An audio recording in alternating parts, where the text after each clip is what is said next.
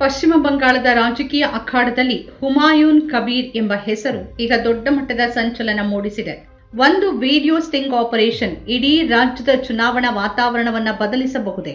ಚುನಾವಣೆಯ ನಡುವೆ 1,000 ಕೋಟಿ ರೂಪಾಯಿಗಳ ಬೇಡಿಕೆಯ ಮಾತುಗಳು ಕೇಳಿಬರ್ತಿರೋದು ಕೇವಲ ಆಕಸ್ಮಿಕನಾ ಅಥವಾ ಇದರ ಹಿಂದೆ ದೊಡ್ಡ ರಾಜಕೀಯ ಪಿತೂರಿ ಅಡಗಿದೆಯಾ?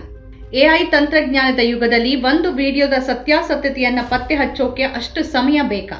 ಅಸದುದ್ದೀನ್ ಓವೈಸಿಯ ಎಐಎಂಐಎಂ ಪಕ್ಷ ತರಾತುರಿಯಲ್ಲಿ ಹುಮಾಯೂನ್ ಕಬೀರ್ ಅವರೊಂದಿಗೆ ಮೈತ್ರಿಯನ್ನ ಕಡಿದುಕೊಂಡಿರೋದು ಯಾವುದರ ಮುನ್ಸೂಚನೆ? ಈ ಪ್ರಶ್ನೆಗಳು ಇಂದು ಬಂಗಾಳದ ಮತದಾರರಷ್ಟೇ ಅಲ್ಲದೆ ಇಡೀ ದೇಶದ ಪ್ರಜ್ಞಾವಂತ ನಾಗರಿಕರನ್ನೂ ಕಾಡ್ತಿವೆ. ರಾಜಕೀಯ ನಾಯಕರು ತಮ್ಮ ನಿಷ್ಠೆಯನ್ನ ಬದಲಾಯಿಸೋದು ಹೊಸ್ತೇನಲ್ಲ. ಆದರೆ ಚುನಾವಣೆ ಹೊಸ್ತಿಲಲ್ಲಿ ಇಂತಹ ಹಣದ ವ್ಯವಹಾರದ ಆರೋಪಗಳು ಮತ್ತು ಎಐ ತಂತ್ರಜ್ಞಾನದ ದುರ್ಬಳಕೆಯ ಚರ್ಚೆಗಳು ಭಾರತೀಯ ರಾಜಕೀಯಕ್ಕೆ ಹೊಸ ಆಯಾಮವನ್ನ ನೀಡಿವೆ. ಇಡೀ ಪ್ರಕರಣ ಕೇವಲ ಒಬ್ಬ ವ್ಯಕ್ತಿಯ ಸುತ್ತ ಇಲ್ಲ, ಬದಲಾಗಿ ಇದು ಇಂದಿನ ರಾಜಕೀಯ ವ್ಯವಸ್ಥೆಯಲ್ಲಿನ ನೈತಿಕತೆ ಮತ್ತು ತಂತ್ರಜ್ಞಾನದ ಸವಾಲುಗಳನ್ನ ನಮ್ಮ ಮುಂದೆ ತೆರೆದಿಟ್ಟಿದೆ. ಹುಮಾಯೂನ್ ಕಬೀರ್ ಅವರದ್ದು ಅಂತ ಹೇಳಲಾಗ್ತಿರುವ 19 ನಿಮಿಷಗಳ ವಿಡಿಯೋ ಸ್ಟಿಂಗ್ ಆಪರೇಷನ್ ಈಗ ಎಲ್ಲೆಡೆ ಸದ್ದು ಮಾಡ್ತಿದೆ. ಈ ವಿಡಿಯೋದಲ್ಲಿರುವ ವ್ಯಕ್ತಿ ಹುಮಾಯೂನ್ ಕಬೀರ್ ಅವರಂತೆ ಕಾಣ್ತಾ ಇದ್ದು, ಚುನಾವಣೆಯ ನಂತರ ಬಿಜೆಪಿಗೆ ಬೆಂಬಲ ನೀಡೋಕೆ 1,000 ಕೋಟಿ ರೂಪಾಯಿಗಳನ್ನ ಕೇಳ್ತಿರೋದು ದಾಖಲಾಗಿದೆ ಅಂತ ಹೇಳಲಾಗಿದೆ. ತೃಣಮೂಲ ಕಾಂಗ್ರೆಸ್ ಈ ವಿಡಿಯೋವನ್ನ ತನ್ನ ಸಾಮಾಜಿಕ ಖಾತೆಗಳಲ್ಲಿ ಹಂಚಿಕೊಂಡಿರೋದು ಈ ಪ್ರಕರಣಕ್ಕೆ ಹೆಚ್ಚಿನ ತೂಕ ನೀಡಿದೆ. ವಿಡಿಯೋದಲ್ಲಿರುವ ವ್ಯಕ್ತಿ ತನಗೆ 70ರಿಂದ 80 ಸೀಟುಗಳು ಬರೋ ನಿರೀಕ್ಷೆ ಇದೆ ಅಂತ ಹೇಳ್ತಾ, ಅಷ್ಟೊಂದು ಸೀಟುಗಳು ಬಂದ್ರೆ ತಾನು ಉಪಮುಖ್ಯಮಂತ್ರಿ ಆಗುವ ಆಸೆಯನ್ನ ವ್ಯಕ್ತಪಡಿಸಿದ್ದಾನೆ. ಅಲ್ಲದೆ ಪಶ್ಚಿಮ ಬಂಗಾಳದ ಬಿಜೆಪಿ ನಾಯಕ ಸುವೇಂದು ಅಧಿಕಾರಿ ಅವರ ಹೆಸರನ್ನ ಉಲ್ಲೇಖಿಸ್ತಾ ಅವರೊಂದಿಗೆ ಮಾತುಕತೆ ನಡೀತಿದೆ ಅಂತ ಹೇಳಿದ್ದಾನೆ.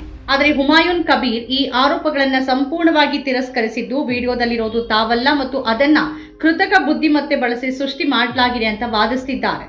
ಒಂದು ಕಡೆ 1,000 ಕೋಟಿ ರೂಪಾಯಿಗಳ ಭಾರಿ ಮೊತ್ತದ ಬೇಡಿಕೆ, ಮತ್ತೊಂದು ಕಡೆ ಎಐ ತಂತ್ರಜ್ಞಾನದ ಹೆಸರಲ್ಲಿ ಬಚಾವಾಗುವ ಪ್ರಯತ್ನ. ಈ ಎರಡೂ ಸಾಧ್ಯತೆಗಳು ಅಷ್ಟೇ ಗಂಭೀರವಾಗಿದೆ. ಈ ಪ್ರಕರಣದ ಹಿನ್ನೆಲೆ ನೋಡಿದ್ರೆ ಹುಮಾಯೂನ್ ಕಬೀರ್ ಅವರ ರಾಜಕೀಯ ಜೀವನವೇ ಬಹಳ ಕುತೂಹಲಕಾರಿ. ಅವರು ಕಾಂಗ್ರೆಸ್ನಿಂದ ಶಾಸಕರಾಗಿ ಆಯ್ಕೆಯಾಗಿ ನಂತರ ತೃಣಮೂಲ ಕಾಂಗ್ರೆಸ್ಗೆ ಸೇರ್ಪಡೆಯಾಗಿದ್ರು. ಮಮತಾ ಬ್ಯಾನರ್ಜಿ ಅವರ ಸಂಪುಟದಲ್ಲಿ ಸಚಿವರೂ ಆಗಿದ್ರು.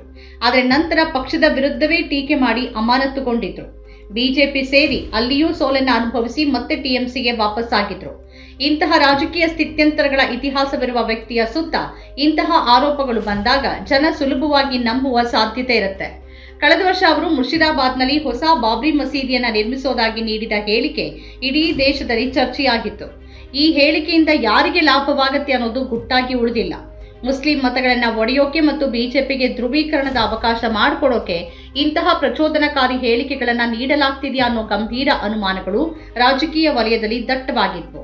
ಪಶ್ಚಿಮ ಬಂಗಾಳದ ಚುನಾವಣಾ ಇತಿಹಾಸವನ್ನ ಗಮನಿಸಿದ್ರೆ ಪ್ರತಿ ಬಾರಿನೂ ಮಮತಾ ಬ್ಯಾನರ್ಜಿ ಅವರಿಗೆ ಸವಾಲ್ ಹಾಕೋಕೆ ಅವರದ್ದೇ ಪಕ್ಷದ ಒಳಗಿನ ನಾಯಕರನ್ನ ಹೊರತರುವ ಅಥವಾ ಕೇಂದ್ರೀಯ ತನಿಖಾ ಸಂಸ್ಥೆಗಳ ಮೂಲಕ ಒತ್ತಡ ಹೇರುವ ತಂತ್ರಗಳು ನಡೀತಾನೆ ಬಂದಿವೆ. ಹುಮಾಯೂನ್ ಕಬೀರ್ ಅವರ ಈ ಸ್ಟಿಂಗ್ ಆಪರೇಷನ್ ವಿಷಯ ತಿಳಿತಾ ಇದ್ದಂತೆ ಎಐಎಂಐಎಂ ಪಕ್ಷ ಅವರ ಜೊತೆಗಿನ ಮೈತ್ರಿಯನ್ನ ಕಡಿದುಕೊಂಡಿದೆ.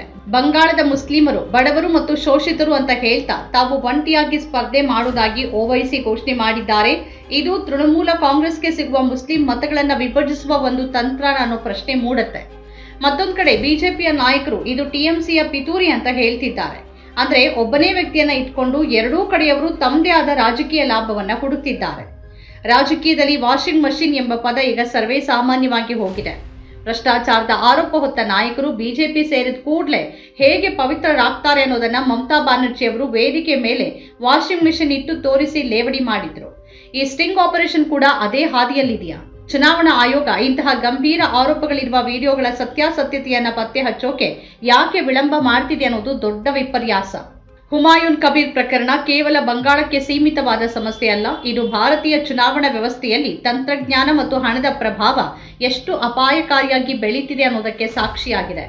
ಒಬ್ಬ ನಾಯಕ ತನ್ನ ವೈಯಕ್ತಿಕ ಮಹತ್ವಾಕಾಂಕ್ಷೆಗಾಗಿ ಇಡೀ ಸಮುದಾಯದ ಭಾವನೆಗಳನ್ನು ಬಳಸಿಕೊಳ್ಳೋಕೆ ಮುಂದಾಗೋದು ಪ್ರಜಾಪ್ರಭುತ್ವಕ್ಕೆ ಮಾರಕ.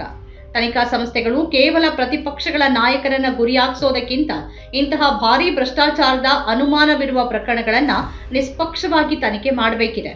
ಮತದಾರರು ಕೇವಲ ಭಾವನಾತ್ಮಕ ಮಾತುಗಳಿಗೆ ಮರುಳಾಗದೆ ನಾಯಕರ ಹಿನ್ನೆಲೆ ಮತ್ತು ಅವರ ಬದಲಾಗುವ ನಿಷ್ಠೆಯನ್ನ ಗಮನಿಸಿ ತೀರ್ಪು ನೀಡಬೇಕಿದೆ.